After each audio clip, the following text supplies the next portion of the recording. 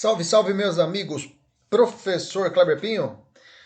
Vamos lá, galera. Vamos tratar da Lei de Abuso de Autoridade, a Lei 13.879 de 2019, que é a Lei de Abuso de Autoridade. Essa lei ela veio antes do pacote anticrime e ela trouxe muitas mudanças a respeito desse crime de abuso de autoridade. Beleza? Vamos estudar. Primeiramente, vamos ver nossa questão de base. Analise as alternativas a respeito da Lei de Abuso de Autoridade e indique a única correta.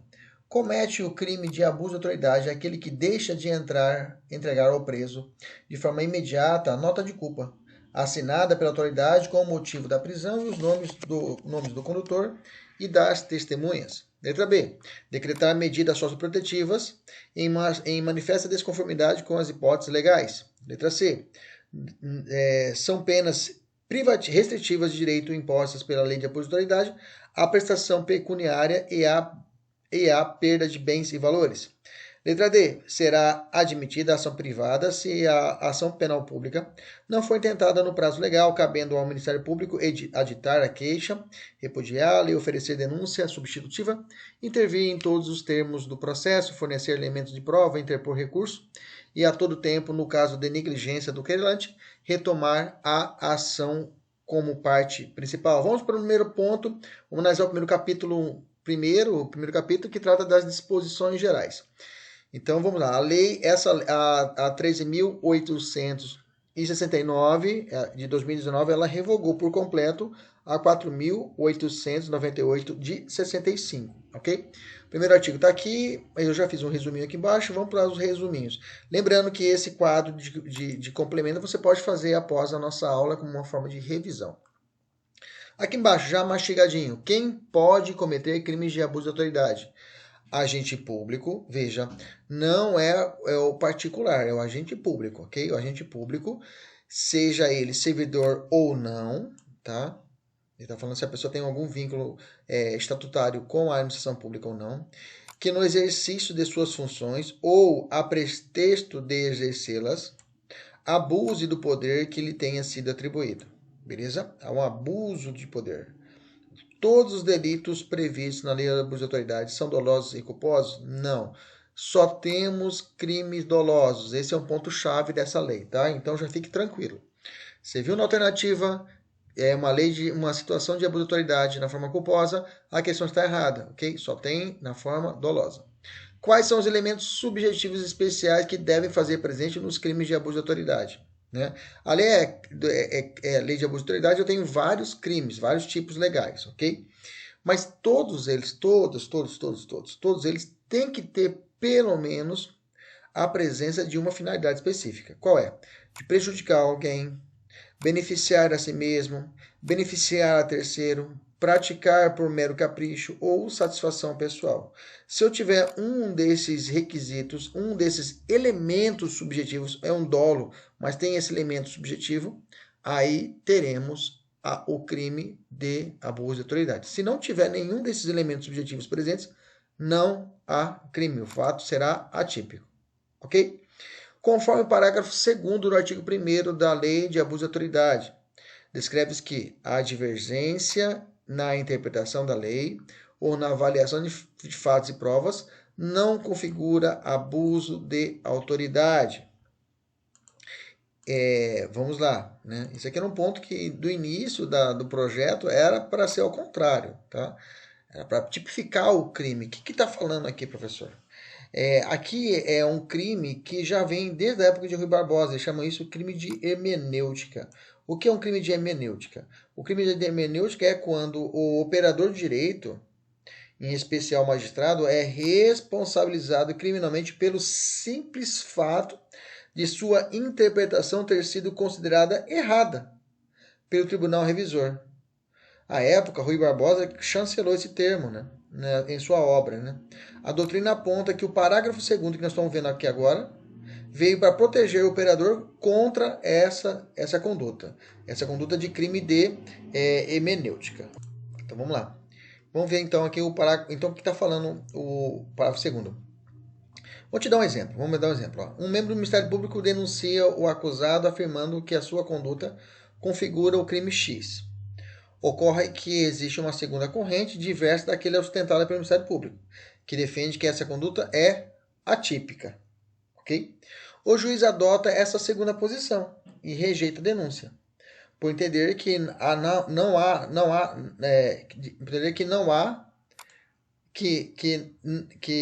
há situação que na situação não se amolda aquele tipo penal.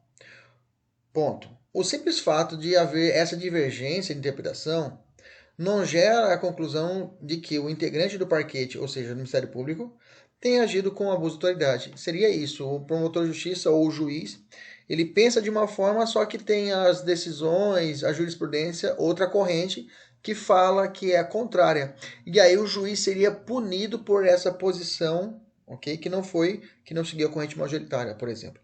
Então, essa situação é proibida, foi colocado no parágrafo 2º, a divergência na interpretação da lei ou na avaliação de fatos e provas não configura abuso de autoridade. Então, até aqui nós temos a oportunidade do juiz, se assim o perceber, ele pode realizar a mutato libellis, pedir para o promotor de justiça emendar a petição inicial, mudar a petição inicial para que exista o devido enquadramento da norma ou a corrente correta, ou lá por tempo da sentença, se ele vê que o fato não se amolda ao que o promotor estava dizendo à época do crime, na época da denúncia, ele pode fazer o emendatio libelli. Nós já falamos isso aula passada de processo penal.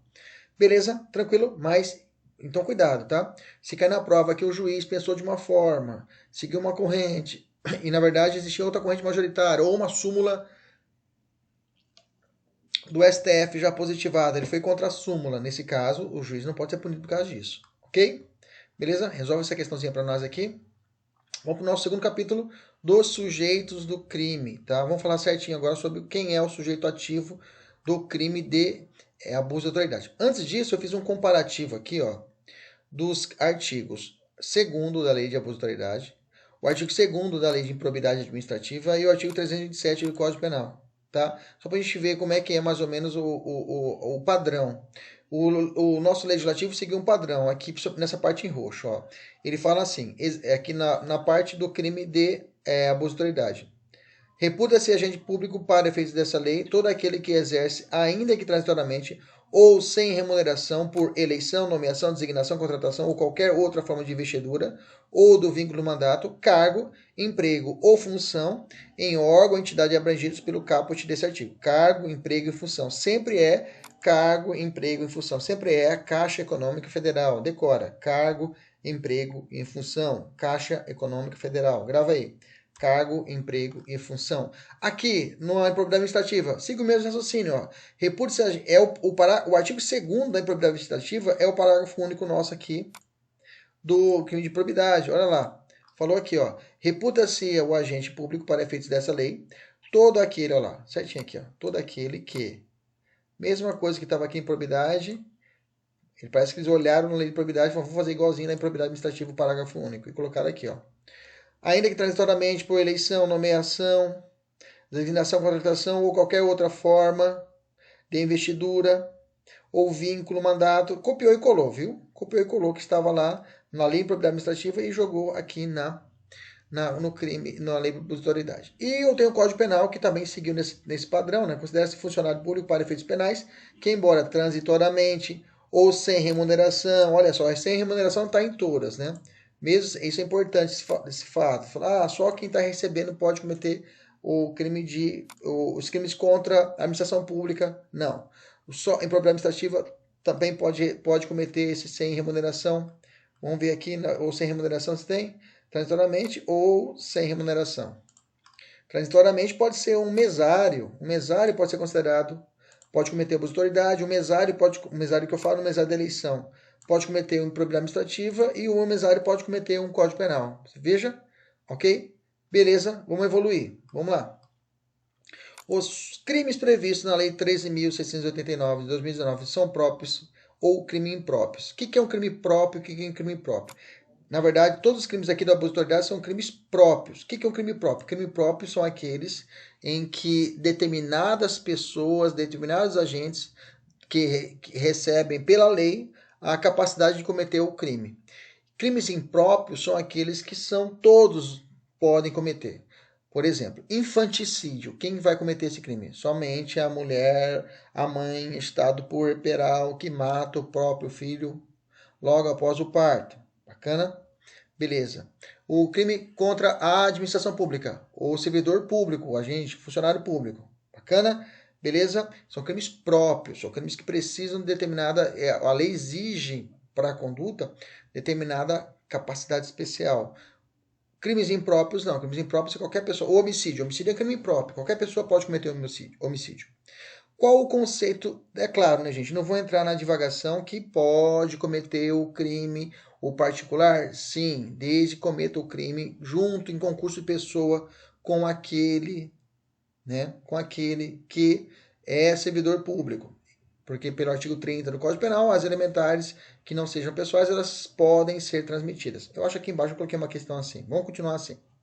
Depois eu reviso isso daí. Qual o conceito de agente público dado pela lei? Repute-se agente público para efeitos da lei de abuso de autoridade todo aquele que ainda transitoriamente ou sem remuneração, por eleição, nomeação, designação, contratação ou qualquer outra forma de investidura ou vínculo, mandato, cargo, emprego, função, em órgão ou entidade de administração pública direta, indireta ou fundacional, de qualquer dos poderes em todas as esferas, direta, indireta, estou falando de administração pública, indireta, em autarquias, empresas públicas, sociedade e economia mistas. Qual a definição de sujeito ativo do crime de abuso de autoridade? Qualquer agente público, já falei, seja público ou não, da administração direta, indireta, fundacional ou qualquer dos poderes, da União, dos estados, federal, dos municípios e do território. Bacana. Então, o agente público está aqui, e aqui embaixo, para cometer o sujeito ativo do crime de abuso de autoridade, tem que ser o quê? Agente público, que eu já falei aqui em cima quem é o agente público. Ok? Rol, essa lista de sujeitos ativos e ativos, é taxativo ou é exemplificativo? O rol é exemplificativo, tá? Desses sujeitos. Assim pode ser sujeito ativo dos crimes de abuso de autoridade, dentre outros, servidor público militar ou pessoas a ele equiparadas, membros dos poderes legislativo, executivo, judiciário, Ministério Público, Tribunal de Contas, todos eles podem cometer o crime de abuso de autoridade, porque são agentes públicos e pode cometer o crime. Aí vem aquela pergunta que eu falei lá atrás. É possível que uma pessoa que não seja agente público cometa um crime de abuso de autoridade? A resposta é sim. Admite-se a coautoria, tá? E a participação. Coautoria e a participação. Bacana? Isso porque a qualidade de agente público, tá, é elementar do tipo e comunica-se aos agentes conforme o artigo 30 do Código Penal. Elementar do tipo, agente público, desde que eles tenham conhecimento dessa condição pessoal do autor e concorra e participa do crime junto com o servidor. Ok? Tem que participar do crime junto com o servidor. O artigo 30 lembra assim, não se comunicam as circunstâncias e condições de caráter pessoal, salvo como elementar do crime. Como eu disse, infanticídio, qual é elementar do crime? Ser mãe. O fato de ser mãe pode refletir porque uma pessoa que não é mãe cometa o crime também de infanticídio? Ou seja, um homem pode cometer infanticídio? Pode. Porque se ele cometeu o crime junto com a mãe, ele poderá responder como forma de coautoria, se for o caso, ou participação, se for o caso, no crime de infanticídio. Mesma coisa aqui de agente público.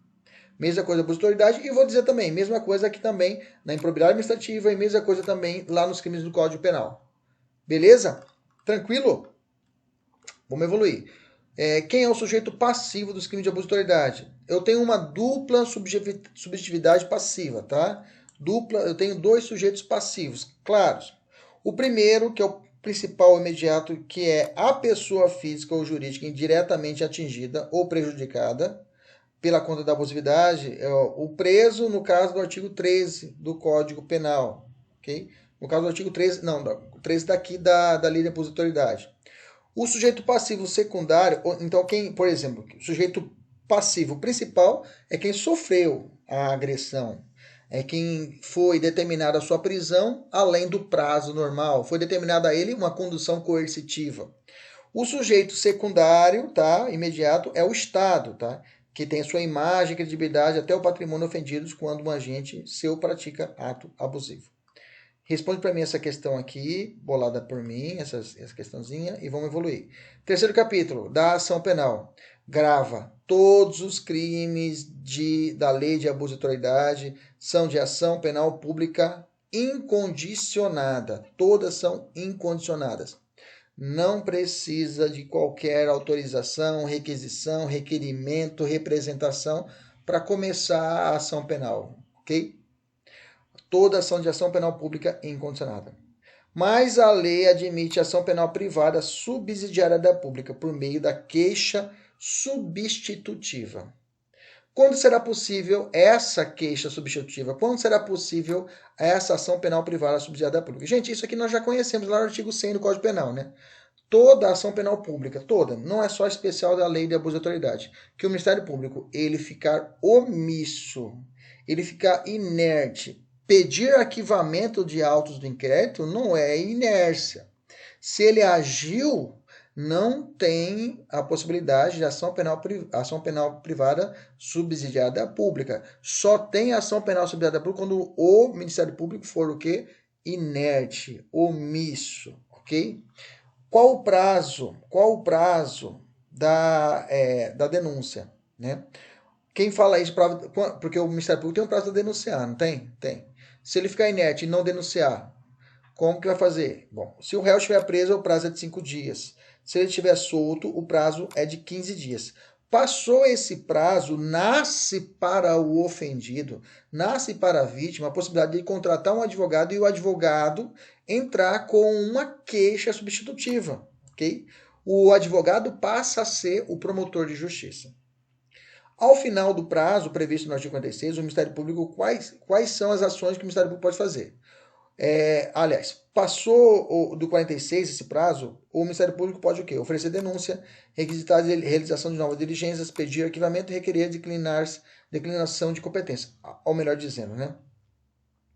Então, não é ao final do prazo do 46, o Ministério Público, quais são as ações do MP? Não. Então, terminou o prazo, né? Terminou ao final do prazo, ou seja, dentro do prazo ainda, né? Vamos botar assim, no prazo, melhor assim, no prazo previsto, coloque aí no seu material, no artigo 46, o mesmo Ministério Público deverá tomar as seguintes ações. O que o Ministério Público vai ter que fazer para ele tomar uma queixa substitutiva? Oferecer denúncia, requisitar a realização de novas diligências, pedir arquivamento, requerer a declinação de competência. Okay? Para que o ofendido possa ajuizar a ação privada subsidiária, é necessário que o membro do Ministério Público fique completamente inerte no prazo de 46, ou seja, que não adote nenhuma dessas 4 providências? Sim, é isso que eu disse lá atrás. Cite um exemplo. Se o promotor de justiça ou procurador da República pedir o arquivamento do inquérito policial, o ofendido, mesmo que discorde disso, não pode ajuizar a ação privada subsidiária pública, considerando que o Ministério Público não ficou inerte. Se o ofendido oferecer ação privada subsidiária, nesse caso, o juiz deverá rejeitar a queixa substitutiva por ilegitimidade de parte.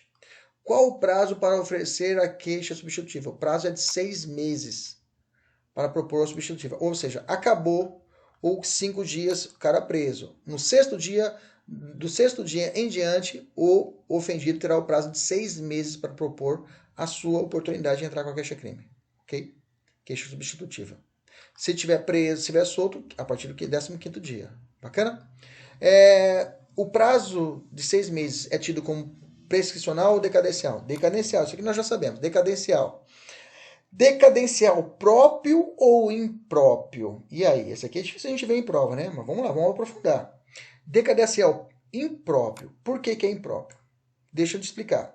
A decadência própria é aquela que morre de vez. Não tem como nascer uma oportunidade daquele direito ser exercido novamente. Na ação penal privada, a comum, a queixa criminal que a pessoa deixa 6 meses passar batido, é uma decadência própria, pelo fato que a partir dali ninguém mais pode reclamar. A decadência extingue a punibilidade. Só que aqui, se passou os 6 meses, ainda volta para o promotor de justiça a titularidade de propor a denúncia depois de 6 meses, porque depois de 6 meses vai até o prazo prescricional para que ele possa propor o quê? A denúncia do crime. Ok? Então esse prazo aqui é um prazo decadencial impróprio. Quem tem a legitimidade para propor a queixa substitutiva? A legitimidade da ação privada é do ofendido ou do seu representante. Lembra do representante? que está lá no Código de Processo Penal, CADI, né? O cônjuge, o companheiro, né? Cônjuge, ascendente,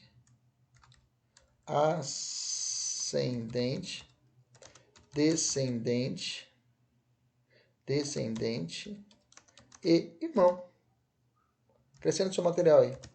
O CADI. Se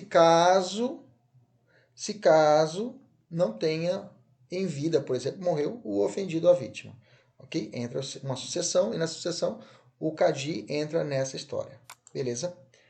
Qual o papel do Ministério Público depois de proposta a queixa substitutiva? Além da vergonha que ele passar, né? Porque o promotor vai passar uma vergonha, né? Não fez nada e teve que, à parte, tomar a ação do Ministério Público. Nesse caso, cabe ao Ministério Público, lá no Código de Processo Penal não explica, mas aqui na lei explicou, ele falou o que o promotor pode fazer. Aditar a queixa, repudiar ou oferecer denúncia substitutiva, intervir em todos os termos do processo, fornecer elementos de prova, interpor recurso e, a todo tempo, no caso de negligência do querelante, retomar a ação como parte principal. Beleza? Então, aqui ele trouxe maiores detalhes das ações do Ministério Público. Esse artigo 3º da Lei 3.869 de 2019 é juridicamente necessário? Era necessário existir esse artigo 3º? Não, porque já está previsto lá no artigo 5º da Constituição, né? E lá no 29 do próprio Código de Processo Penal. Então, essa subsidiária, no artigo 100 também tem isso. Então, não é necessário existir esse artigo, ok? Resolve essa questão aqui para nós e vamos evoluir. Capítulo 4, dos efeitos da condenação e das penas restritivas de direito. Vamos lá. Quais são os efeitos específicos da condenação do crime de abuso de autoridade? Primeiro, tornar certa a obrigação de indenizar o dano causado, devendo o juiz a requerimento do ofendido, ou seja, o juiz não pode de ofício, não pode mais nada a partir do artigo 3º-A do Código de Processo Penal, lembra disso? Fixar na sentença o valor mínimo da indenização. Okay? Isso já existia lá no Código de Processo Penal. Para a reparação dos danos causados pela infração, considerando os prejuízos por eles sofridos. E tem mais dois efeitos, tá? Que é inabilitação e perda. Só que esses dois efeitos não são automáticos, tá? Nessas duas hipóteses, a inabilitação e a perda não são automáticas, ou seja, o juiz deve observar mais alguns requisitos e aí lançá-los na sentença, ok? Quais são esses requisitos especiais? Mas antes disso, vamos ver o efeito. Primeiro, a punição. Inabilitação para o exercício de cargo, mandato e função pública, ok? Cargo, mandato e função pública. Pelo período de 1 a 5 anos, ou seja, ele não pode exercer nenhum cargo comissionado, algum mandato eletivo, ser candidato, vereador, ele fica inelegível, é uma efeito de elegibilidade, ou qualquer função pública, pelo período de 1 a 5 anos. Qual que é o período, professor? O juiz vai decidir, vai dosar esse período. Se vai ser de 1 ou 5 anos, ou de 3 anos, 2 anos, o juiz vai dosar isso. E a outra, que é mais grave, que é a perda do cargo, tá? Do mandato ou função pública. Cargo, função e mandato. Porque ele vai perder o cargo. Só que nessas duas hipóteses, como eu disse a vocês, não é automático. O juiz tem que analisar alguns requisitos. Ou seja, o réu deverá ser necessariamente, né, reincidente o réu, ou seja, o réu, duas hipóteses. Nessas duas hipóteses, a inabilitação e a perda não são automáticas. Precisa de duas hipóteses. Primeira, o réu deverá ser, ou seja, vamos botar aqui um espaço. O réu deverá ser reincidente em outro crime de abuso de autoridade. Deixa eu explicar isso para você. É claro, né, gente? A gente faz uma lei, mas o próprio legislador faz para proteger, porque um deputado federal pode ser considerado, pode cometer abuso de autoridade. Mas então ele falou: espera lá, vamos fazer um guerigueri aqui, deixar um amarrado aqui. Então quer dizer o seguinte, ó. O juiz, a condenação dele, além, digamos assim, da pena que ele vai receber, e a pena só tem crime de detenção aqui, ou seja, vai dar ajuizado especial, vai dar acordo de não persecução penal, entendeu? vai dar transação penal, não vai dar nada. É sacolão, é prestação, não vai dar nada, ok? Não vai dar nada, já adianto para vocês. Tá? Para inglês ver, ok? Mas o que eles fizeram ainda? Falou, olha, o que é ferrado é esse efeito da condenação, que é inabilitação ou a perda do cargo. Ah, não, vou perder meu cargo deputado por uma bobagem que eu tomei, que eu dei uma carteirada no sujeito, que eu rasguei a multa na cara do sujeito. Então eles falaram, bom, para que ocorra uma dessas hipóteses, o réu deverá, olha só, deverá ser reincidente em outro crime de abuso de autoridade. Ou seja, ele deve ter sido condenado em um crime de reincidência. Ó, você já foi condenado por ter dado uma carteirada, ok. Então, você está sendo condenado de novo, então agora eu posso dosar a pena e inabilitar você ou determinar a sua perda. Veja, olha só como ficou amarrado, né? Quer dizer, se o cara cometeu um abuso de autoridade, não vai dar nada. Não vai dar nada. Ok? Segundo ponto, para que possa ser inabilitado ou ter perdido o seu cargo, um mandato ou função por sentença motivada, ok? Para que possa, podendo se aplicar, né? Então, para que o réu deverá ser necessariamente reincidente em outro crime de abuso de autoridade, para que possa ser inabilitado ou ter perdido o seu cargo, mandato ou função por sentença motivada. Então, necessariamente, ele vai ter que ter o quê? Essa necessidade. Ok? Até colocar aqui. Os efeitos são condicionados à reincidência e não são automáticos. Isso, né? Nessas duas hipóteses, a inabilitação e a perda não são automáticas. Ou seja, o réu deverá ser reincidente em outro crime de abuso de autoridade. Bom, se ele não for reincidente em outro crime de abuso de autoridade, ele vai ser inabilitado, professor? Não. Ele vai perder o cargo, professor? Não. Grava isso, ok? E a sentença pode ser imotivada? Não, tem que ser motivada ainda. Podem ser aplicadas cumulativamente, ou seja, a inabilitação e a perda. Ele perde o cargo e fica inabilitado? Pode, tá? Cumulativos ou não. Então, fechando. Quais são os três efeitos da sentença? Primeiro, além da condenação, reclusão, a pena. Além da pena que nós temos estabelecido lá no Código Penal, aqui na Lei de Abuso de Autoridade, ele pode tornar certa a obrigação de indenização por causa do dano cometido por ele, onde o juiz, a requerimento do ofendido, vai estabelecer um valor mínimo da condenação, da reparação de danos. A inabilitação para exercício de cargo, mandato, função pública será de 1 a 5 anos, um período de 1 a 5 anos.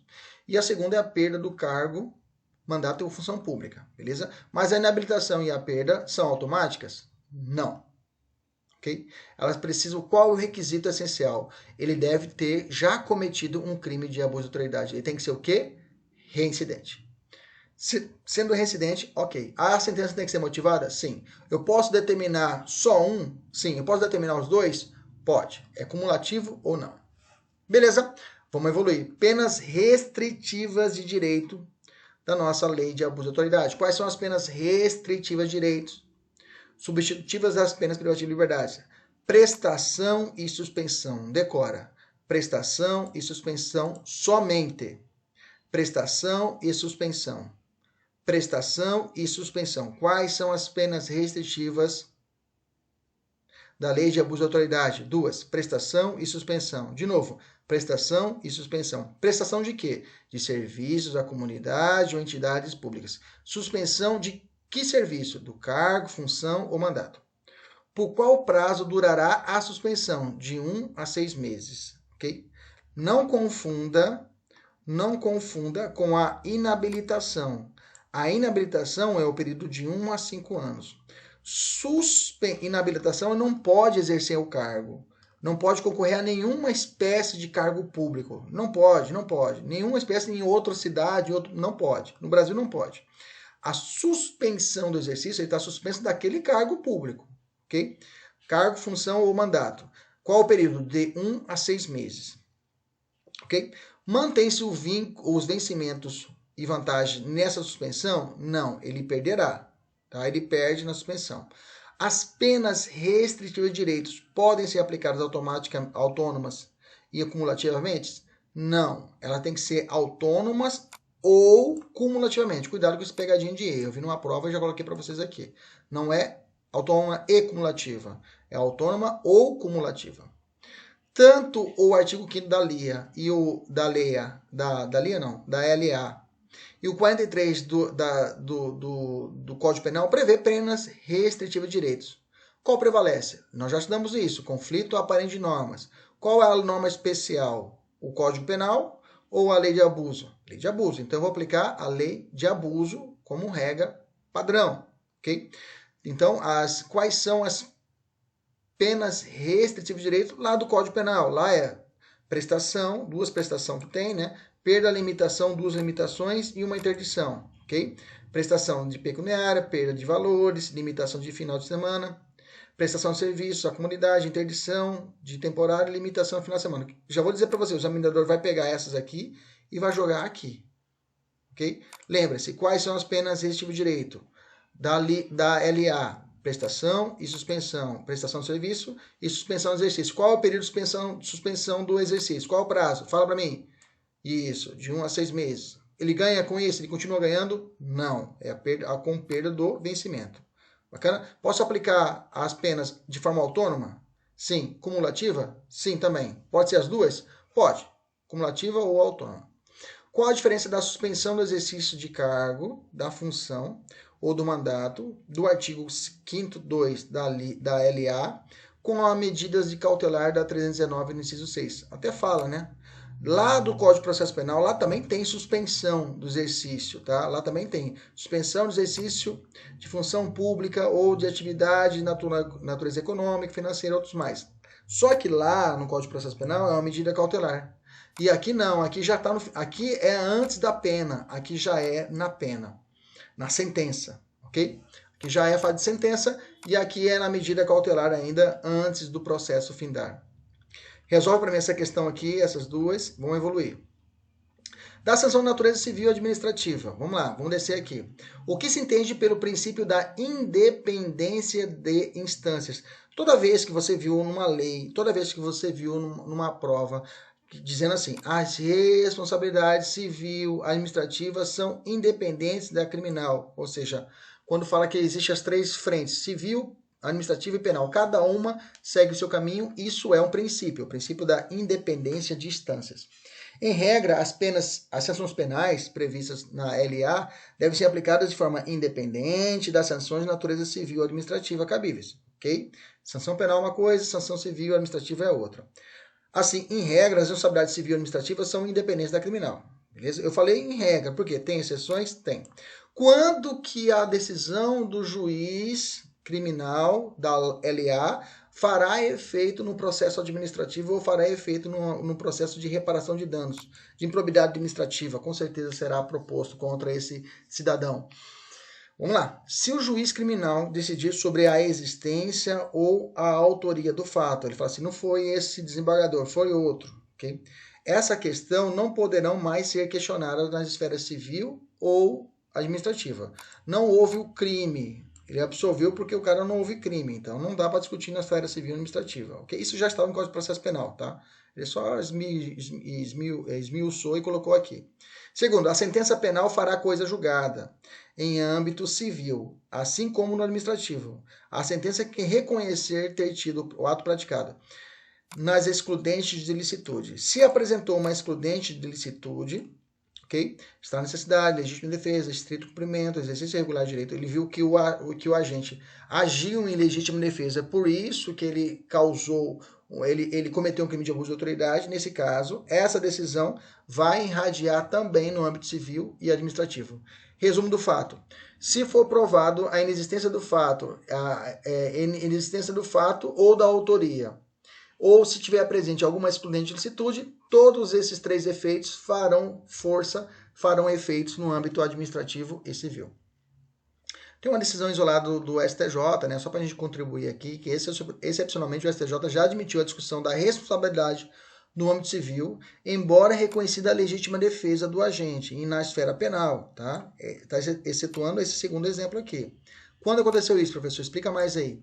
Esse foi um caso envolvendo a atuação de um vigilante que agiu amparado por uma excludente de licitude. E considerando a responsabilidade civil objetiva do banco, onde ocorreu os fatos, e da empresa de vigilância, obrigados em face do risco da atividade a corte determinou a reparação de danos morais sofridos pela vítima. Ou seja, o banco, realmente o vigilante do banco agiu em legítimo. Essa é uma questão de bancária, é privado, não é. Estou só fazendo um comentário, porque aqui é agente público, tá? E aqui é uma situação privada, tá?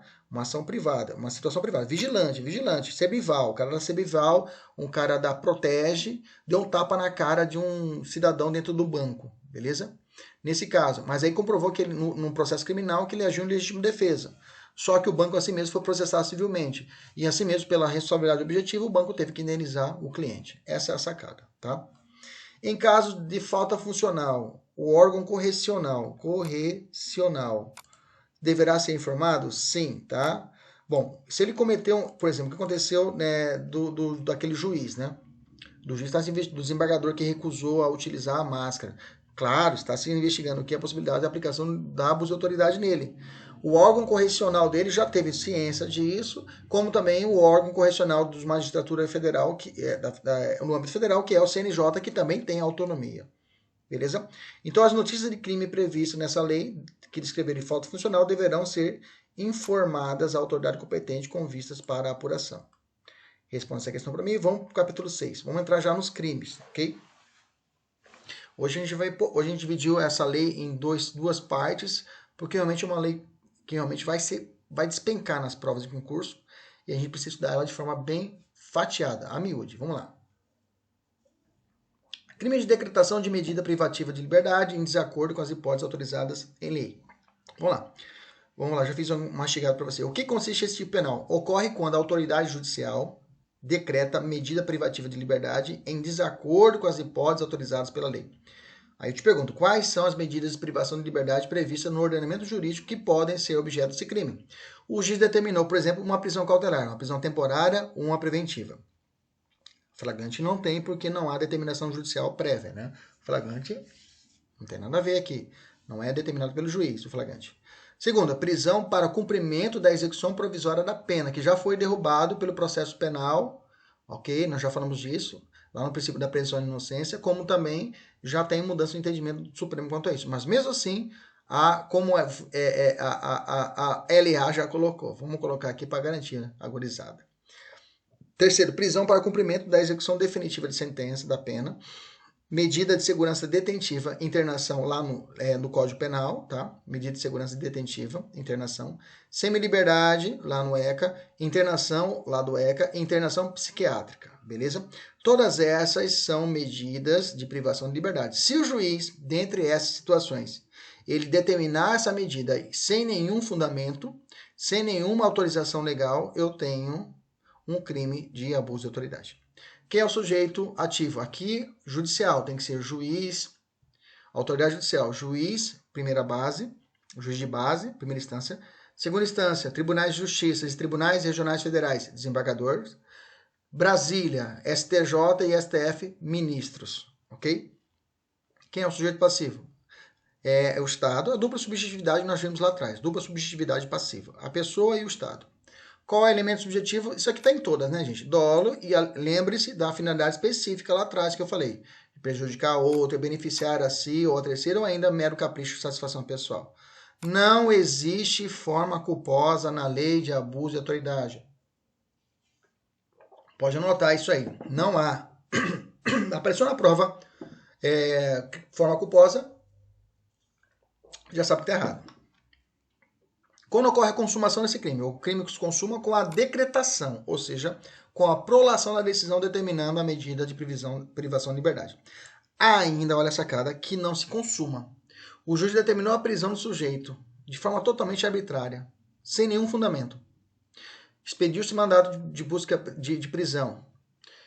Desceu para a Polícia Civil. A Polícia Civil tomou ciência, deslocou.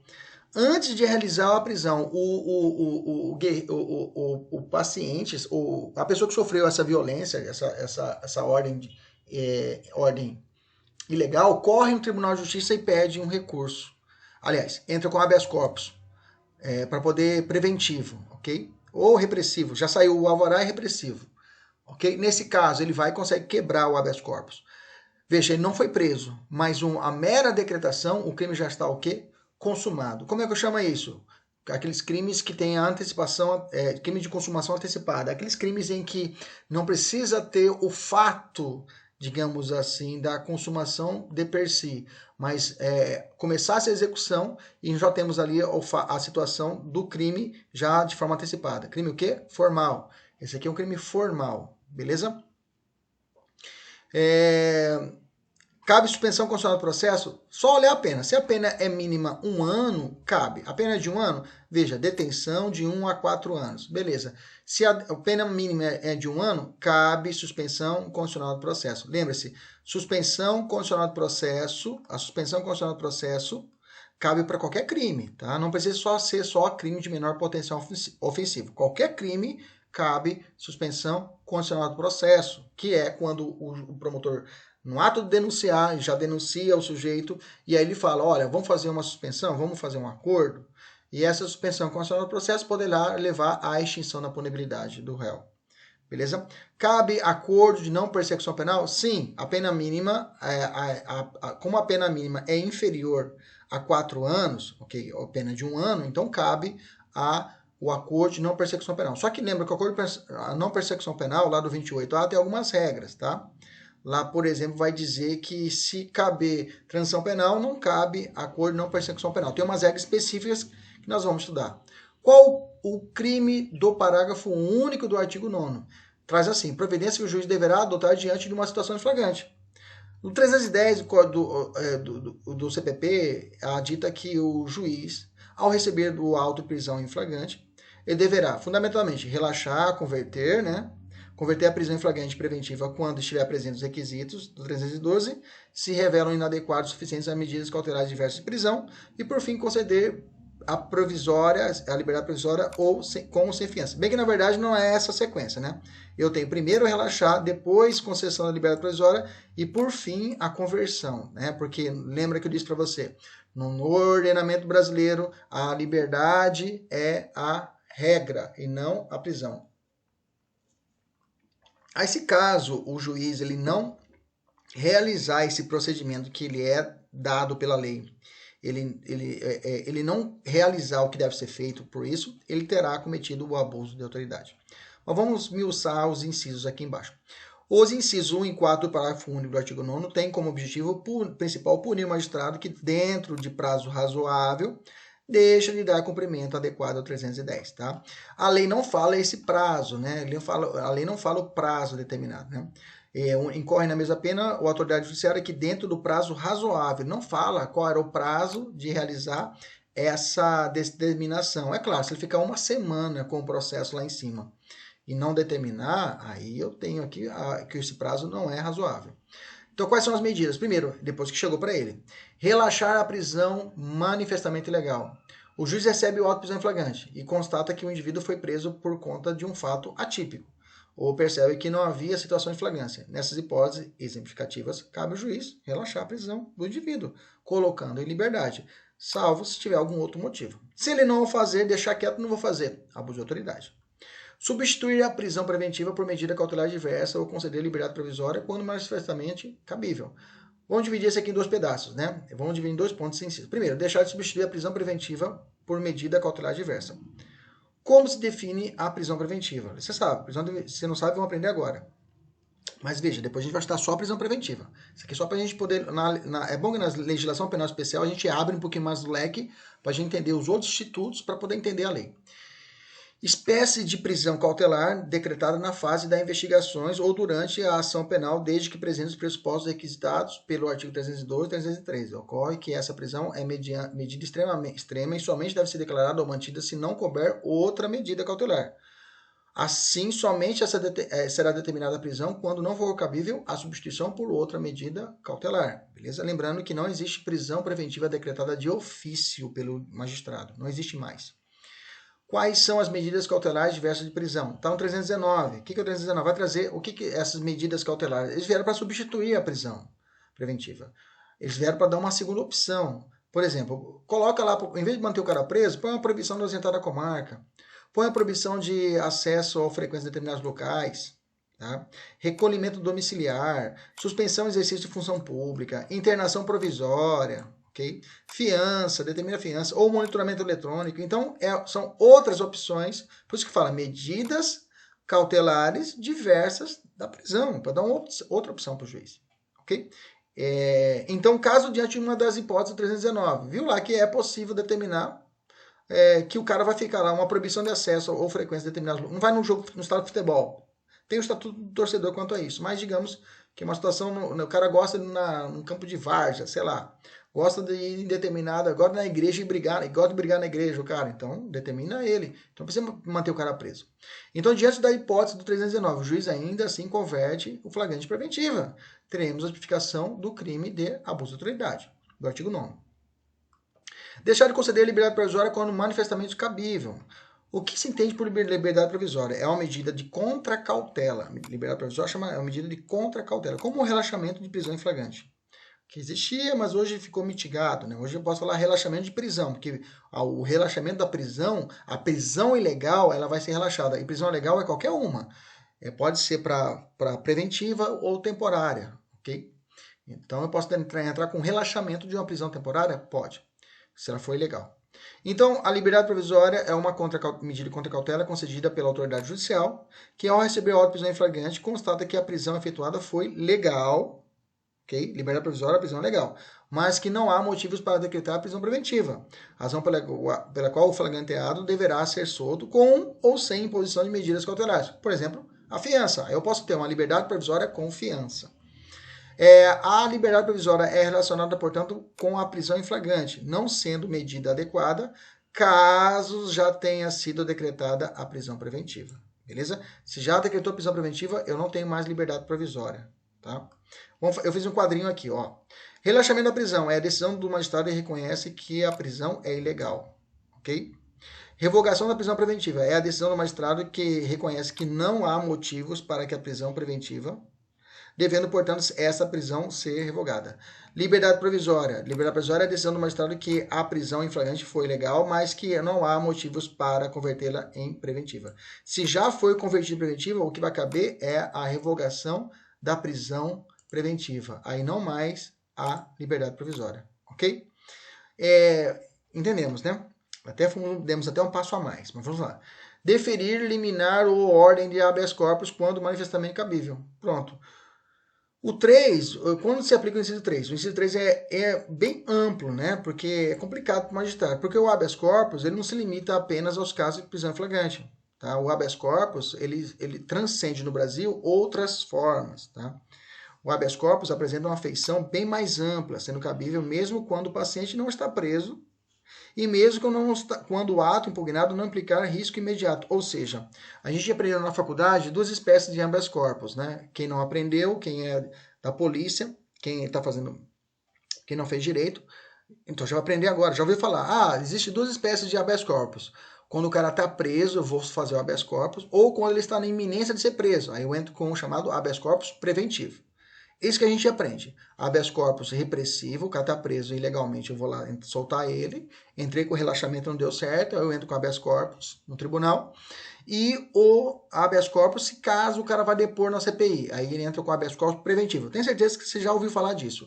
Vai ser emitido o chamado salvo-conduto. Mas existe o outro habeas corpus, que a gente chama de habeas corpus profilático. Pode notar, habeas corpus profilático. O habeas corpus profilático é o que está aqui na decisão. Cabe habeas corpus mesmo nas hipóteses que não houver risco de imediata prisão, como análise de ilicitude de determinada prova, ou no pedido para que a defesa apresente por último alegações finais, se houver possibilidade de condenação do paciente. Isso porque, nesse caso, a discussão envolve a liberdade de ir e vir. Veja, ele não está preso e nem na minha ser preso, mas a prova que está no processo. Mas o meio processual que está sendo realizado, o advogado olha e fala assim, isso aqui vai dar merda. Futuramente, isso aqui vai prejudicar meu cliente. Essa prova feita sem autorização judicial tem que ser desentranhada. Então, pelo fato de que isso vai causar um prejuízo futuro. Então, de forma profilática, olha aí, interessante, de forma profilática, entra-se com habeas corpus. Aí, nesses casos, quando é que o juiz indeferiu a liminar do habeas corpus? Como é que fica? Como é que vai saber que quando o cara tá preso, tudo bem, o cara tá preso, o juiz indeferiu. Aí dá pra você falar, ó, houve abuso de autoridade. Mas e quando não há prisão do sujeito? E nem iminência de prisão, entendeu? Então esse inciso 3 vai ser criticado mais pra frente ainda pela jurisprudência, tá? Então o inciso 3 do parágrafo único pune, em suma, a demora no julgamento do habeas corpus, que a gente vai poder analisar isso. Demorou muito a analisar. Aí terá a lei de abuso de autoridade. A lei fala liminar. É possível liminar em habeas corpus? Porque habeas corpus já não é rápido, professor. Habeas corpus é uma ação? É uma ação. Cabe liminar? Cabe liminar. Tá? O que é liminar, professor? Liminar é uma decisão que é uma decisão preliminar para a concessão da ordem, antes que o processo do habeas corpus chegue ao final. Você já ouviu falar nisso? Eu vou entrar com uma liminar contra o Estado para que eu possa tomar posse no concurso público. E o processo vai continuar, depois ele julga. Acontece isso muito na polícia. Já tive aluno, infelizmente, né, que ela passou no psicotécnico, a gente entrou com mandado de segurança, e no psicotécnico eles determinaram que fosse feito novamente o exame dela do psicotécnico. Ela foi feita novamente, né? Beleza, autorizou. E liminarmente eu pedi para que ela pudesse continuar com o curso de formação. Bacana, liminarmente eles decidiram, ele voltou, ela foi para o curso de formação na última prova da PM. Ela estudou, ela começou a atividade, posse, eu fui contratado só para poder fazer a liminar. Depois disso eu não acompanhei mais. Depois me veio a surpresa, por quê? O mérito foi julgado improcedente, ou seja, ela teve que sair da polícia, porque a decisão liminar ficou só como liminar. Ela tem que ser confirmada no final. Aqui mesma coisa, no habeas corpus, pode ser que o cara ganhe aqui o início, a ação liminar, mas depois a ordem tem que ser confirmada, tá?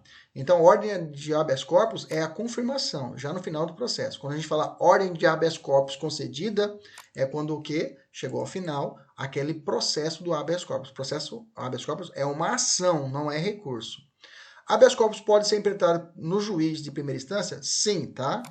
Pode ser. Por exemplo, a ordem coatora foi dada por um delegado de polícia. Nesse caso, eu tenho a possibilidade da a propositura do habeas corpus diretamente para o juiz de primeira instância. Agora, com o juiz da garantia, o juiz da garantia que vai fazer essa função. Ok? O que a lei quis dizer, só que o juiz da garantia, estamos sabendo que o ministro Fux suspendeu a aplicabilidade do artigo 3A e seguintes do Código de Processo Penal, ok? O que a lei dizer com tempo razoável? Trata de conceito aberto, tempo razoável, né? Que deverá ser analisado cada caso, né? Para ver esse tempo razoável, ok? No artigo 10, crime de condução coercitiva. Vamos primeiro entender o que é condução coercitiva, né? Vamos entender o que é condução coercitiva. Consiste em capturar a testemunha, o perito, o ofendido, o investigado ou o réu e levá-lo, ainda que contra a sua vontade, à presença de uma determinada autoridade para que seja ouvido, identificado ou pratique outro ato de interesse na investigação ou ação penal. Eu pego o cara no braço e levo ele para a justiça. Pego ele a ferros e levo à justiça. Qual a natureza jurídica da condução coercitiva? A condução coercitiva, embora não listada no rol de medidas cautelares diversas da prisão, também funciona como uma medida cautelar de coação pessoal, tá? Coação pessoal. Alguns chama que é uma espécie de prisão cautelar. Ele fala isso, que é uma espécie de prisão cautelar, o Guilherme Souza Nutti, ok? Quais são as hipóteses legais de condução coercitiva? O que está na lei que pode realmente fazer a condução coercitiva? A testemunha lá no 218 tem a possibilidade, ela foi intimada, a condição coercitiva intima o cara, não compareceu, manda buscar. Chega a viatura na casa dele e fala, ô parceiro, vamos lá para a delegacia agora. Te chamaram, você anotou no papel aí, identificou, sabia que ia ter audiência, não compareceu, condição coercitiva. Para qualquer juízo. Condição coercitiva pode ser dada para um juízo não só penal, pode ser trabalhista, pode acontecer. Perito, mesma coisa, não apareceu. O ofendido, vítima, também não apareceu. Né? Investigado na fase pré-processual ou réu na fase processual. Também foi intimado, não compareceu, o juiz pode determinar a condução coercitiva. A condução coercitiva é sempre determinada pelo magistrado? Não, como eu disse para vocês, tá? Pode ser decidida pela autoridade policial, pelos membros do Ministério Público ou até pela CPI. Tá? A CPI tem força para poder determinar a condução coercitiva de testemunha. É constitucional a condução coercitiva para interrogatório, chamar o cara para fazer interrogatório? Gente, não, tá? O Supremo entendeu o seguinte, é inconstitucional essa medida. O STF recentemente decidiu que não é válida a condição coercitiva do investigado ou do réu para interrogatório no âmbito da investigação ou da ação penal. Lembra do caso Lula? Lula pegaram ele no aeroporto, ouviram no aeroporto. Aliás, buscaram ele em casa, né? E levaram até no aeroporto e ali ouviram ele, né? Nesse caso, hoje é possível essa espécie de condição coercitiva? Não. Veja, qual a diferença, professor? Essa condição coercitiva era a seguinte, não tinha a primeira chamada. Os caras não chamavam você primeiro para poder, vão te intimar, Kleber, você tem que comparecer lá. E eu não comparecia, aí vinha a condição coercitiva. Não era assim. Os caras já iam direto. Vambora. Não, vambora, sem conversa. Ok? Então hoje não é mais possível isso. Tem que ter todas essas fases. Assim, caso seja determinada a condição coercitiva de investigado ou de réus para interrogatório, tal conduta poderá ensejar responsabilidade civil, disciplinar e penal do agente ou da autoridade, ilicitude das provas e responsabilidade civil do Estado. Beleza? A partir dessa base, vamos agora entender o artigo 10. Quais as hipóteses em que haverá abuso de autoridade na condução coercitiva? Primeiro, quando ela for manifestamente descabida.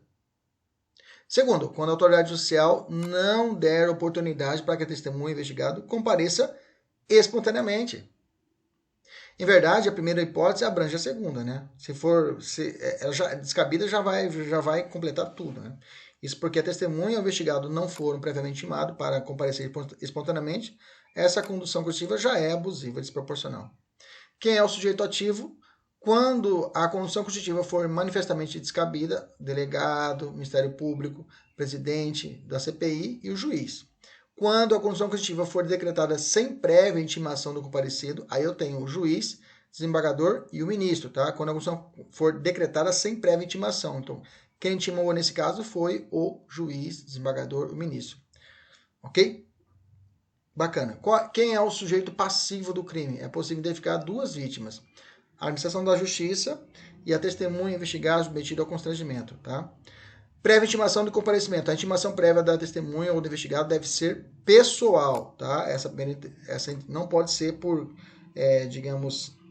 outro meio, editalício e outros mais. Qual é o elemento subjetivo? Dolo, não pune forma culposa e tem que ter finalidade específica, nós já sabemos. Conforme o artigo 10, né, só haverá crime em caso de testemunha ou investigado? Sim, tá, gente? Se o juiz determinou a condução coercitiva de perito ou do ofendido, não haverá crime de abuso de autoridade. Só se for testemunha ou investigado. O investigado, que está abrange também o réu? Sim, tá, gente? Pode ser também um réu. Para o STJ, o entendimento é que pode ser, quando fala-se, leia-se investigado, leia-se também o réu na fase de ação. Esse crime limita os processos criminais? Como eu disse lá atrás, não. Pode ter um procedimento do ECA, procedimentos civis, procedimentos trabalhistas, inquérito civil, tudo isso também pode ensejar o abuso de autoridade. Quando se dá a consumação com a decretação, mesma ideia lá do anterior, do crime anterior do artigo 9º, tá? É um crime formal, beleza? Então não necessita ser realizada, propriamente dito, a condição. Cabe suspensão constitucional do processo? Sim, a pena mínima é de 1 ano. Cabe acordo de não persecução penal? Sim, beleza? De quem é a competência para o julgamento deste crime? Depende, tá? Se as funções são desempenhadas pela autoridade que determinou a condição coercitiva, por exemplo, se a condição coercitiva for decretada pelo magistrado, quem estiver atuando em função judicante de natureza federal, a competência será da Justiça Federal. É o caso, por exemplo, do juiz federal e de juiz do trabalho, tá? E de um juiz militar ou de um juiz de direito, atuando em processo de competência delegada. Em caso contrário, a competência será da Justiça Estadual, tá? Aí temos aqui as questões e aí a gente vai chegar no último crime de hoje, que é o crime de ausência de comunicação de prisão em flagrante. Lembra que eu falei para vocês, dividimos essa aula em 2 aulas para ficar bem tranquilo para nós estudarmos. Vamos aqui embaixo. Antes de estudar o tipo penal, vamos estudar alguns conceitos. Vamos lá. Ele está falando de flagrante. Qual é o conceito de flagrante? Flagrante está lá no artigo 302, né? O que é o flagrante? Conceito é a captura e privação de liberdade do indivíduo que se encontra em uma das situações que o CPP considera como sendo de flagrante delito. Você pode falar também que é uma medida, ok, cautelar de coação pessoal. Vou falar isso também, ok? Quais são as hipóteses de flagrante? Vamos dar só uma pincelada. 302 traz lá, está cometendo a infração penal, acabou de cometê-la, é perseguido logo após, é encontrado logo depois com instrumentos e tais. Quem tem legitimidade para efetuar a prisão em flagrante? Lembra que flagrante, se você não sabe, a gente vai aprender isso. O flagrante tem duas formas, ele pode ser o flagrante obrigatório ou o flagrante facultativo. O obrigatório é quando a prisão parte das autoridades policiais, de você daqui uns dias, e os seus agentes. E o flagrante facultativo é quando é realizado por qualquer um do povo, eu, por exemplo, ok? Como ocorre a comunicação da prisão em flagrante? A prisão em flagrante precisa ser fiscalizada pela autoridade judiciária. E quem vai fazer isso é o juiz das garantias, né? A fim de que possa ser verificado, né, se o fato era caso de flagrante, se é possível conceder liberdade ao flagranteado e se os seus direitos foram respeitados. Justamente por isso, o CPP determina que a prisão em flagrante deverá ser comunicada imediatamente ao juiz competente. Bacana? O artigo 306 fala isso.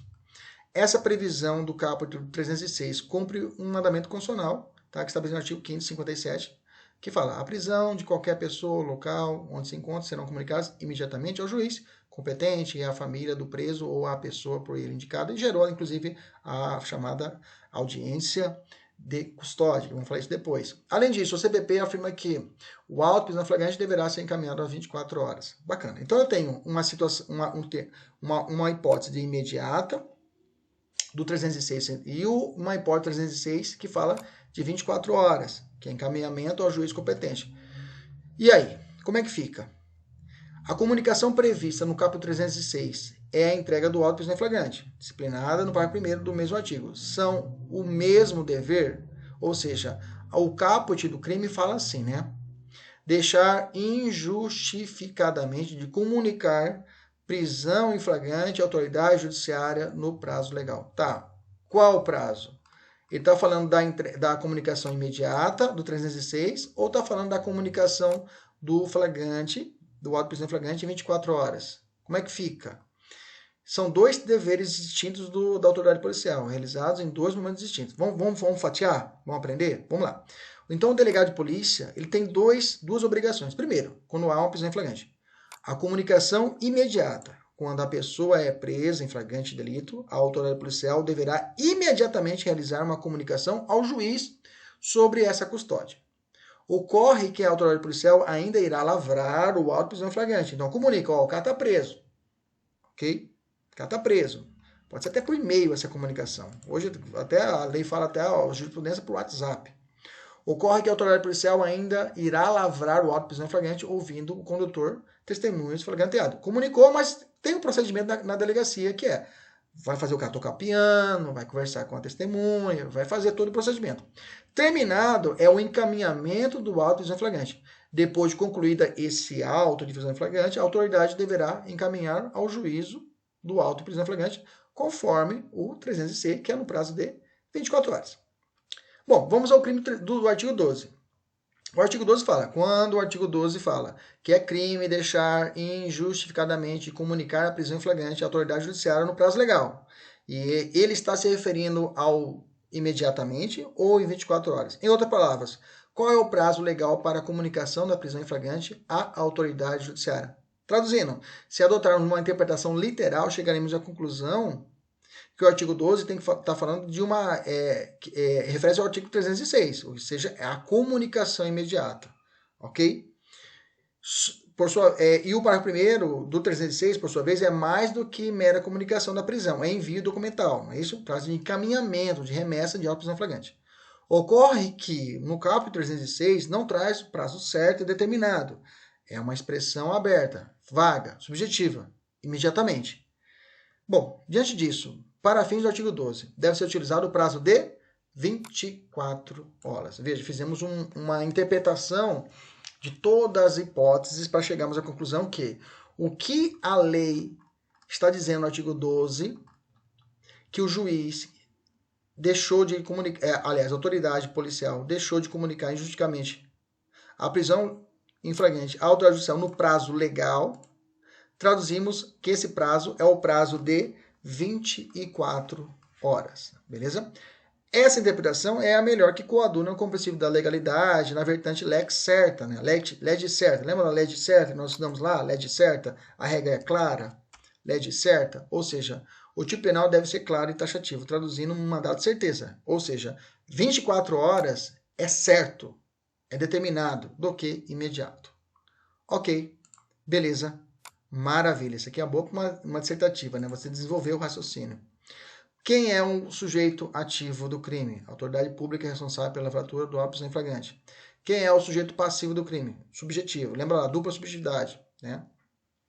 A pessoa e o Estado. Elemento subjetivo, já sabe, dolo com finalidade específica, não pune conduta culposa. Comunicação injustificada. Não haverá o crime se a autoridade deixou de comunicar a prisão flagrante no prazo legal, mas houve um motivo justificável para isso.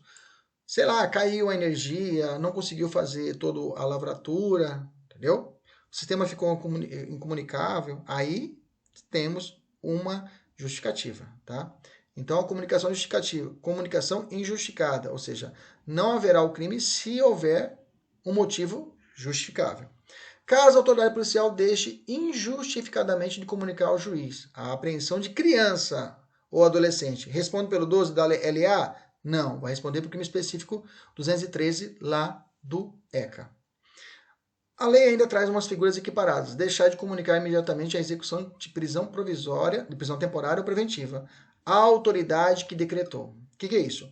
Tanto a prisão temporária como a preventiva são cumpridas pela polícia, por força de ordem judicial.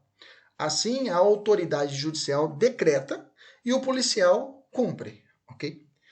Como se chama o cumprimento dessa determinação? A execução de prisão temporária. Alguns chamam de cumprimento de mandato de prisão temporária. Okay?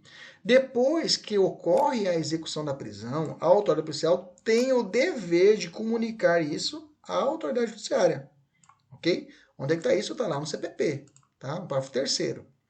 Se o agente assim não o fizer, teremos a tipificação do artigo 12. Inciso 2 também tem uma figura equiparada e fala assim: deixa de comunicar imediatamente a prisão de qualquer pessoa e o local onde encontra-se a sua família ou a pessoa por ela indicada. Gente, isso aqui é novidade da lei, tá? Não temos isso no Código de Processo Penal, mas por força normativa constitucional, isso foi estabelecido na LA, okay? Porque a Constituição determina, mas o Código de Processo Penal não tem isso positivado. Então, bebendo da fonte da Constituição, a LA falou, se não comunicar a família, pau. Então, deixar de comunicar a família também gera a LA pelo artigo 12? Sim. Porque é a Constituição Federal que determina isso, ok? Apesar disso, apesar do inciso 2 não utilizar o advérbio injustificadamente, deve entender que ele também é necessário para configurar o crime desse caso, ou seja, se tiver uma situação justificável, não há o crime, ok? A expressão imediatamente, utilizada no inciso 2, como deve ser entendida, tá? Em 24 horas, a gente vai usar uma interpretação aqui também, analógica, lá atrás, há uma lacuna, então vou aplicar uma interpretação analógica para esse caso, de até 24 horas, ok? Baseando no 306, parágrafo 1º. Interpretação analógica, você já sabe, nós estamos estudando. Quando há uma lacuna, não falou, eu aplico o quê? Uma lei semelhante. Mas se a autoridade deixar de comunicar a prisão ao Ministério Público e à Defensoria, porque não fala a lei fala só a família. E aí?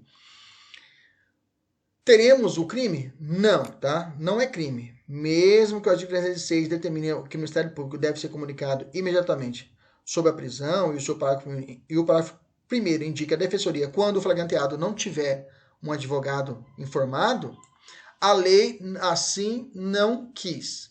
Quer dizer que, se deixar de informar o Ministério Público e a Defensoria, mesmo que exista o 306, parágrafo 1º do Código de Processo Penal, não haverá crime do artigo 12. Ok?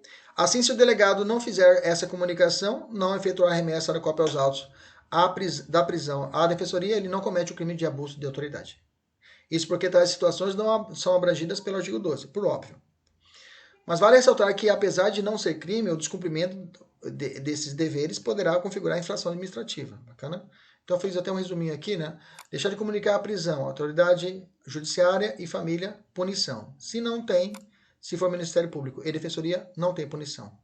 Inciso 3. Deixar de entregar ao preso, no prazo de 24 horas, a nota de culpa, assinada pela autoridade com o motivo da prisão e os nomes do condutor e das testemunhas. Qual o rito de entrega da nota de culpa? Qual que é o rito lá na delegacia, professor, para chegar até essa nota de culpa? Vamos lá. O indivíduo que estiver em flagrante será capturado, é preso e levado à autoridade policial, em geral na delegacia de polícia. O delegado de polícia ou a autoridade policial irá realizar uma série de atos. Ele comunica de forma imediata ao juiz, já, né? E aí ele vai fazer a oitiva do condutor, vai fazer a oitiva da testemunha, interrogatório do flagranteado.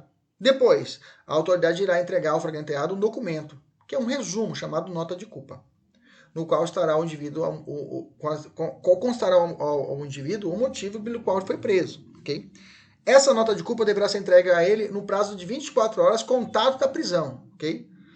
A autoridade policial deverá fazer o flagranteado assinar uma cópia da nota de culpa a fim de comprovar o recebimento. No mesmo prazo, será entregue ao preso, mediante recibo, a nota de culpa assinada pela autoridade com o motivo da prisão, o nome da conduta e das testemunhas. Ou seja, se ele não seguir esse procedimento, não entregar ao flagranteado a nota de culpa, também teremos uma punição pelo artigo 12. Inciso 4. Prolonga a execução da pena privativa de liberdade, de prisão temporária, da preventiva, da medida de segurança ou de internação, deixando sem motivo justo e excepcionalíssimo de executar o alvará de soltura imediato, após recebido ou de promover a soltura do preso quando esgotado o prazo judicial ou legal. Outra situação de determinação ao delegado de polícia. Vamos lá. Em que consiste esse tipo penal? Ele vai punir a autoridade que mantém o indivíduo preso por mais tempo do que necessário. Ok? Qual é o elemento subjetivo? Dolo e precisa da finalidade específica, nós já sabemos. Pune de forma culposa? Não. Quando se consuma o crime, consiste em crime omissivo próprio, que se consuma com a mera omissão, ou seja, não admite tentativa nesse caso. Okay? Crime omissivo próprio. Quais as espécies de privação de liberdade que o tipo penal pune o seu prolongamento? Primeiro, pena privativa de liberdade. O cara foi condenado, está cumprindo pena, terminou a pena dele, ele continua no presídio cumprindo. Nesse caso, eu tenho abuso de autoridade, aí não vai ser para o delegado, vai ser para o diretor do presídio. Okay? Prisão temporária. Nós sabemos que existe uma lei específica da prisão temporária, que é a 7.960 de 89, nós vamos estudar ela, ok? E lá tem vários crimes. Dentre eles, eu tenho que os crimes comuns, o prazo temporário é 5 mais 5 dias, e os hediondos, que é de 30 mais 30. Bom, passou esse prazo, não precisa nem... É interessante que na prisão temporária, eu não preciso expedir um mandado ou expedir uma ordem judicial de alvará de soltura, pelo fato que está na lei. Então, encerrou o prazo, é automático. O delegado tem que liberar o sujeito. Eu não preciso pedir para o juiz expedir um alvará. Não, o delegado sabe. É 5 dias, não prorrogou, tem que soltar o cara. Então, não precisa de um alvará de soltura para poder fazer isso. Se o delegado mantém o cara preso, estou esperando o alvará. Pois é, você não estudou direito, não sei o que você está fazendo aqui. Ok? Beleza? Não precisa, porque é automático, porque a lei determina. Prisão preventiva não tem prazo, né? A única prisão cautelar que não tem prazo, mas agora eu tenho um prazo de 90 dias para a renovação dela, tá? Eu tenho um prazo de 90 dias para a renovação. Esse prazo deve ser respeitado. Não teríamos enquadramento para essa hipótese, tá? Não teríamos enquadramento para essa hipótese. Essa hipótese aqui, ele fica além do tempo necessário, né? A lei fala, além... É o prolongar a execução da pena privativa de liberdade de prisão temporária, preventiva, além do prazo determinado, entendeu? Então, nesse caso aqui, quando cometeria esse crime? Então, esse 90 dias ainda vai ter que ser maturado pela jurisprudência, se vai ser aplicado ou não o artigo 12, ok? Mas eu estou lembrando que tem esse prazo agora de 90 dias para renovar e reanalisar as condições da prisão preventiva já decretada. O agente comete o crime do inciso 4 quando o juiz do tribunal determina a revogação da prisão preventiva. A autoridade recebe essa ordem, mas apesar disso não executa o alvará de soltura, ok? Então eu tenho a possibilidade disso na preventiva. Como não tem prazo, o cara recebeu na delegacia a ordem para soltar o alvará e ele não solta, pau. Medida de segurança. A sanção penal é a resposta dada do Estado à pessoa que praticou uma infração penal. A sanção penal é a punição do Estado. o Estado ele vai punir o sujeito, vai condená-lo por duas espécies de sanção penal. Eu tenho a pena e eu tenho as medidas de segurança. Ok? A pena pode ser uma pena privativa de liberdade, ou pena privativa de liberdade, a PPL, ou pode ser uma pena restritiva de direito, ou pode ser uma pena de multa. Essas são as 3 espécies de pena, ok? Que vão ser aplicadas àquelas pessoas que podem ser punidas, não os inimputáveis. Aquelas pessoas que podem ser punidas, não os inimputáveis. A medida de segurança é para essa galera, é para o inimputável, é para o louco. O Adélio Bispo lá tomou uma inimputável, ok? De internação. Bacana? Beleza? Então tá, a nossa análise agora é a medida de segurança. Em que consiste a medida de segurança? Como eu disse, no conceito de Masson. Medida de segurança é a modalidade de sanção penal com finalidade exclusivamente preventiva de caráter terapêutico, destinada a tratar inimputáveis e semi-inimputáveis, ok? Portadores de periculosidade com o escopo, ou seja, a finalidade de evitar a prática de futuras infrações. Assim, a medida de segurança é aplicável para o indivíduo que praticou conduta típica ilícita, mas não é culpável, ok? A tempo do crime. Tem 2 espécies de medida de segurança. Eu tenho a detentiva e a restritiva de direitos. A detentiva é aquela que é a internação. O cara fica guardado na data botelho, né? Que era o instrumento criminal nosso, né? Nem sei como é que está hoje, se está ativado ou desativado. Mas a data do botelho, desde criança, né? Você falava, você fazia qualquer coisa, seu pai falava, vou mandar prender você na data do botelho. Você falava, meu Deus, o que é isso? É um centro, é uma unidade prisional, ok? Lá consiste a internação do sujeito, tá? Em custodiado, tratamento psiquiátrico. Se não houve hospital de custódia, a internação deverá ocorrer em outro local adequado.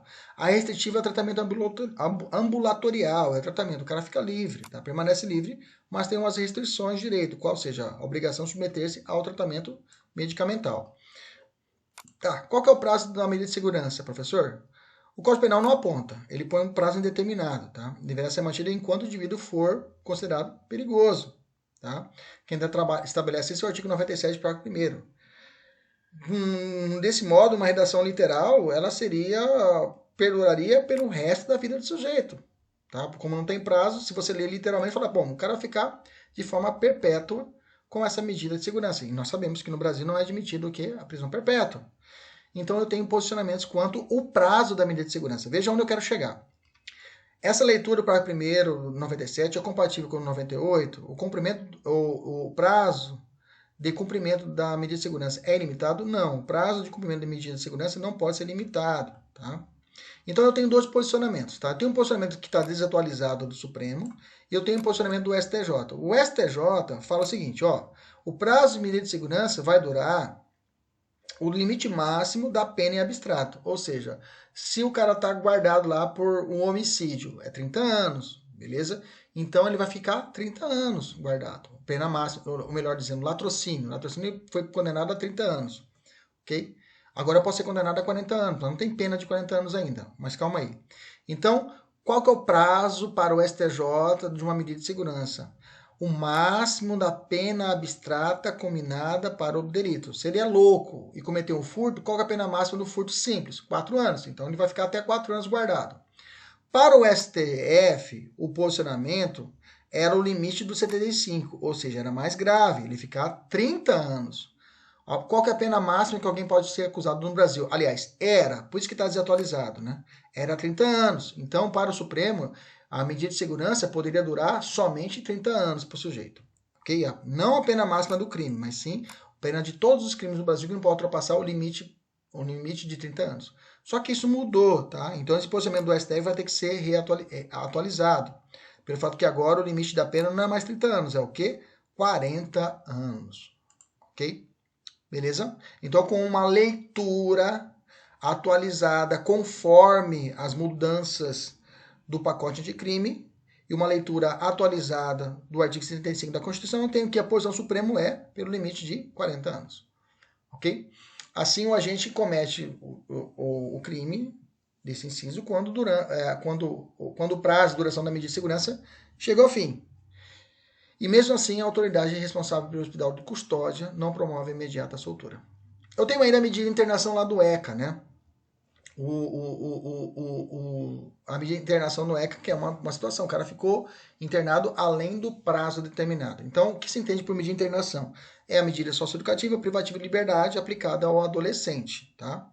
Entenda melhor. Quando uma criança ou adolescente pratica um fato previsto em lei, como crime ou contravenção, essa conduta é chamada ato infracional. Tá? Para que seja um ato infracional, necessariamente tem que ser crime ou contravenção. Então, como é que chama esse transporte do crime para o ato infracional? Tá? Existe um nome para isso. É chamada tipicidade delegada. Tipicidade delegada. O que é isso? É esse transporte. Eu vejo a situação, falo, é crime. E aí eu transporto ela para um ato infracional. Beleza? Tranquilo? Criança para o ECA é aquele que não é 12 anos incompletos, tá? E o adolescente é aquele que tem 12 e 18, entre 12 anos completos e 18 anos, tá? Quando uma criança ou adolescente pratica um ato infracional, não recebe uma pena, recebe sanção penal, considerando que não pratica crime nem contravenção. O que acontece então? A criança recebe uma medida protetiva, tá? Que está no artigo 101. O adolescente recebe as medidas socioeducativas e também pode receber medida protetiva do 101, tá? Lá no finalzinho, lá ele pode receber. Bom, quais são as punições que vão manter o cara preso? Que lá no ECA eu tenho lá a reparação de danos, por exemplo. Mas eu tenho aqui, tenho a advertência. Mas eu tenho punição que vai manter o cara preso, é a semi-liberdade e a internação. A semi-liberdade, o prazo máximo é de 3 anos. Não tem esse prazo no ECA, mas usa-se de forma analógica, ok? Qual o prazo de internação? Internação definitiva, máximo 3 anos. Passou 3 anos, ele tem que sair. Não saiu, pau. Lei de abuso de autoridade. Internação provisória será o máximo de 45 dias. Passou 45 dias, não houve conversão para definitiva, pau.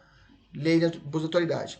Veja, eu tenho uma hipótese de internação que é quando o cara descumpre outra medida que ele não cumpriu. Por exemplo, reparação de danos. Ele não reparou, o juiz pode converter em internação. Só que o prazo para essa internação é de apenas 3 meses. Ok? Só de 3 meses.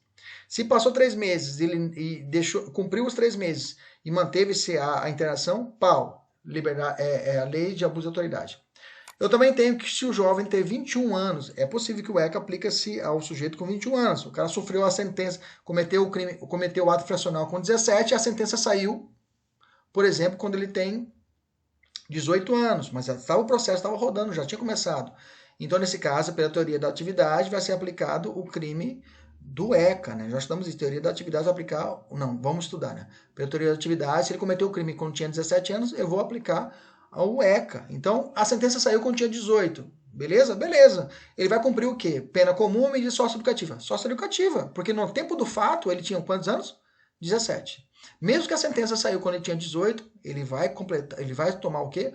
Uma medida de internação. Só que aí ele vai ficar 18, 19, 20, tá? Se caso ele tinha 17 anos, a sentença saiu com 19, digamos assim, ele vai cumprir. Só que o limite aí é até quantos anos? 21 anos. Deu 21 anos, tem que sair fora. Se caso ultrapassar 21 anos, abuso de autoridade. Beleza? Tranquilo. Cabe suspensão condicional do processo? Cabe. Qual o procedimento a ser seguido? Como a pena é de 2 anos, o rito aqui é sumaríssimo, tá? Se é sumaríssimo, a pena até 2 anos, olha lá, a pena. A pena não ultrapassa 2 anos, não é isso? Vamos ver lá? Para a gente poder bater certinho. Parará. Esse ponto foi grande. A 12 é completa, mas também fizemos cabelo, barba e bigode, né? Aqui. A pena de 6 meses a 2 anos. Bacana. Se é 2 anos, é crime de menor potencial ofensivo. Se é crime de menor potencial ofensivo, vai para onde? Lá no GCRIM. Se for no GCRIM, benefícios despenalizadores. Não tem inquérito policial, tem termo circunstanciado, vai ter transação penal, vai ter conciliação, depois vai ter suspensão condicional do processo. E também, se não der certo, nenhum desses aqui, se não for possível a transação penal, também será possível o acordo de não persecução penal. Beleza? Então veja, o que tem é benefício para o sujeito.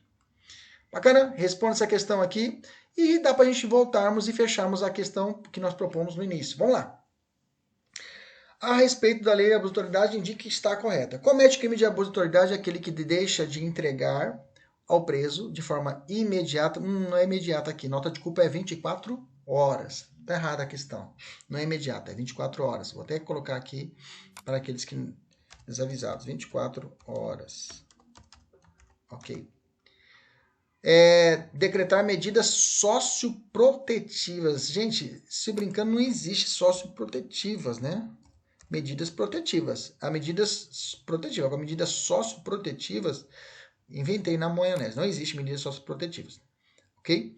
Decretar medidas em manifesta desconformidade com a lei. Medidas aqui, medidas privativas de liberdade, né? Determinar a prisão, por exemplo. São penas restritivas de direito impostas à lei de abuso de autoridade. A prestação de pecuniária e perda de valores. Não tem prestação pecuniária, né? Nós temos aqui a suspensão. Aliás, prestação e suspensão. Só isso que eu tenho. Não perda de bens, ok? Prestação à comunidade, não prestação pecuniária, errado, e suspensão. Prestação e suspensão. Está errado essa questão. Por fim, letra D, será admitida ação privada, nos casos de ação penal pública, não foi intentada no prazo legal, que nós já vimos lá atrás. Beleza? Agora é com você, temos 10 questões para você praticar.